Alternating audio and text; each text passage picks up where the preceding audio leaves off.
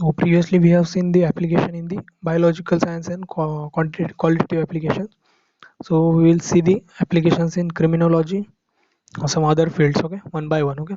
So in criminology, so once that general like criminal trends are there, so if we can determine the elements, specific elements which are obtained after the gun firing or some other okay firing, then that elements are like sulfur, barium, iron, lead. Okay, so all these ions or elements are present into the gun firing. So all these elements are spread into the large amount on the firing hands. Okay, so that uh, you will find the more number of or no concentrated elements on the firing hands like sulfur, barium, iron and lead. Okay, so we can easily determine the who have fired that gun. Okay, so other elements such as potassium, calcium, antimony, chromium, manganese, nickel can also be detected in the residual form from the firing arm. Okay, so other this criminology can also be used for the determination of as samples obtained from the various copying or writing material or some other or computer typing. Okay, so from where that ink or the other elements has been taken, that also can be determined by using this technique. So elements like lead, rubidium, strontium, yttrium, zirconium, potassium, calcium, titanium, vanadium, chromium. Okay, so all of these that d block elements, most of the d block elements can be determined by using this technique, and these are the like quite specific elements which will give you the idea about their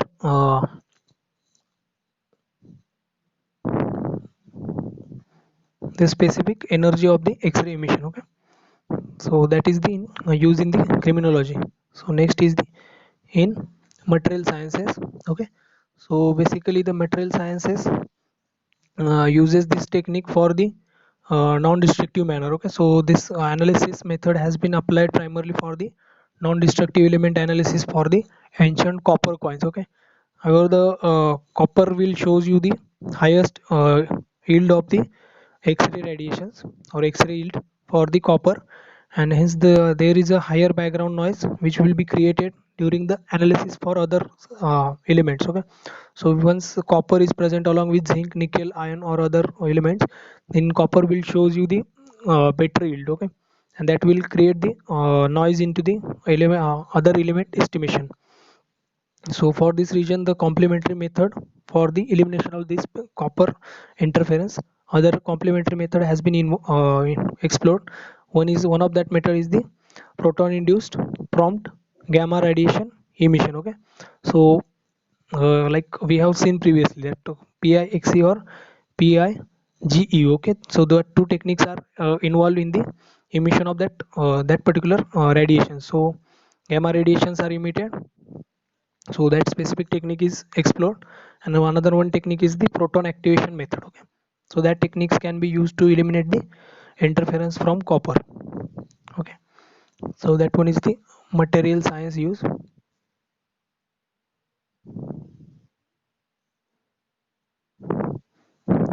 Okay, material science. Next one is the pollution analysis. Okay, so this particle induced technique is the most widely used for the quantitative of the various element present in the aerosol samples. So that sample coming from the various industries or some vehicles that can be determined for the various elements. Okay, so the population living in proximity to the industries have the or the population which is in better contact with the increased vehicle traffic are exposed to the relatively high level of this contaminated or polluted air and water. So that particular local peoples will have the higher concentration of some heavy elements as compared to the other peoples. Okay, so these techniques like XRF or X-ray fluorescence method or this particle induced X-ray emission technique are used to monitor the pollution controlling and the assessment of elemental level and identification of their sources for understanding their effect on the human health. Okay, so various elements can be heavy elements which are heavy pollutant can be determined by using this technique. Okay, so next is the archaeological samples. So archaeological samples are like quite precious, and they are like they should be used without destruction. Okay, so this sample has to be like analyzed without destruction. So the reliable knowledge of composition of archaeological object for the major and trace element is to be primary interest for the archaeologist. So the composition of that particular metal gives the information on the ancient technologies or the knowledge, and help to distinguish the prehistoric culture from the traditional okay, so we can determine the which element they are going to use for specific equipments or some uh, previous expensive things. Okay, so we can determine the composition of that particular material by using this technique. Okay, but the only drawback is there, because the uh, composition might be varying from throughout the sample. Okay, so we can make the powder as we have seen in the sample preparation. We can make the powder of that sample, and we can analyze that sample by using some carbon, okay, carbon paste or carbon powder. Okay, so that is the archaeological sample. So next is the chemical analysis of sample. Okay, chemical analysis of sample. So the X-ray emitted from the valence band will exhibit the specific intensity, wavelength, as well as their line shape will be changes depending upon the chemical composition of that particular element. Okay, so the line which is obtained for specific element will be differ. Also the intensity will be depending upon its concentration. Okay, so and the shape will be also determined upon its composition as well as the chemical state into the given sample. Okay, so the oxidation state will also be characteristic for the particular element. So okay, so change in the oxidation state will also change the peak of that particular element.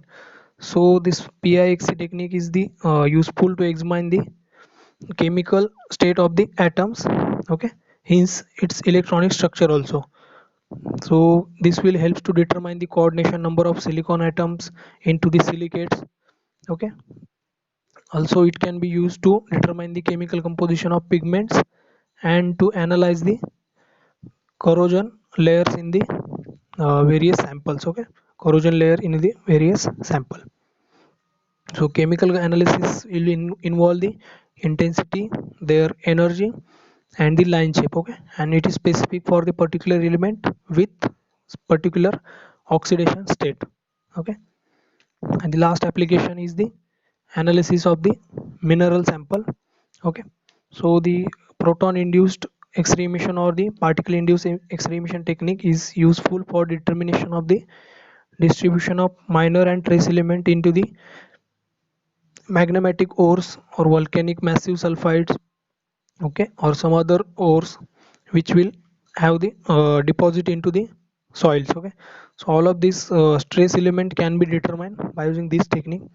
Some minor elements of the importance include the like cadmium, indium, tin, arsenic, cellurium, tellurium, okay, or mercury, all the co-product of the metal refining. So all of these elements can be determined by using this technique. Okay, so this technique is quite beneficial for the determination of various elements based upon their oxidation state also. Okay, so this technique will find the quite good application in the field of chemical analysis. Okay, direct chemical analysis. So the important points for this is the most important point is the application of these techniques. Okay, so there are 8 applications for this technique.